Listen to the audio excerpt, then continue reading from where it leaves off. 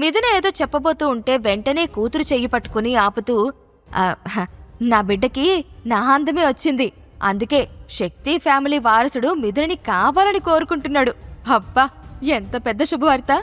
ఇంక మన కష్టాలన్నీ తీరిపోయినట్టే" అంటూ విజయ్ వైపు చూసి, "తల్లి, ఇంకా నీకు వీడితో కాపురం చేయాల్సిన అవసరం లేదు.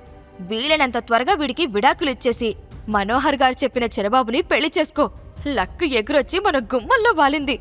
ఛాన్స్ చిక్కినప్పుడే చటుక్కును మన వైపుకి లాగేసుకోవాలి" అని చెప్పింది రత్నప్రభ. రత్నప్రభ అలా చెబుతూ ఉంటే గాయత్రీదేవి కూడా సంబరపడుతూ, "జీవితంలో మొదటిసారి చాలా మంచి మాట చెప్పావు రత్నప్రభ. నేను కూడా అదే చెప్పాలి అనుకుంటున్నాను. వీలైనంత త్వరగా ఈ వెధవని వదిలించుకోండి" అని విజయ్ కళ్లల్లోకి చూస్తూ కర్కశంగా చెప్పింది. ఈ ప్రశ్నలకు సమాధానాలు తెలుసుకోవాలంటే నెక్స్ట్ ఎపిసోడ్ వినాల్సిందే. క్రింద ఇచ్చిన లింక్ ని క్లిక్ చేసి పాకెట్ ఎఫ్ఎం యాప్ ని ఇన్స్టాల్ చేసుకోండి. Stay tune to pocket FM.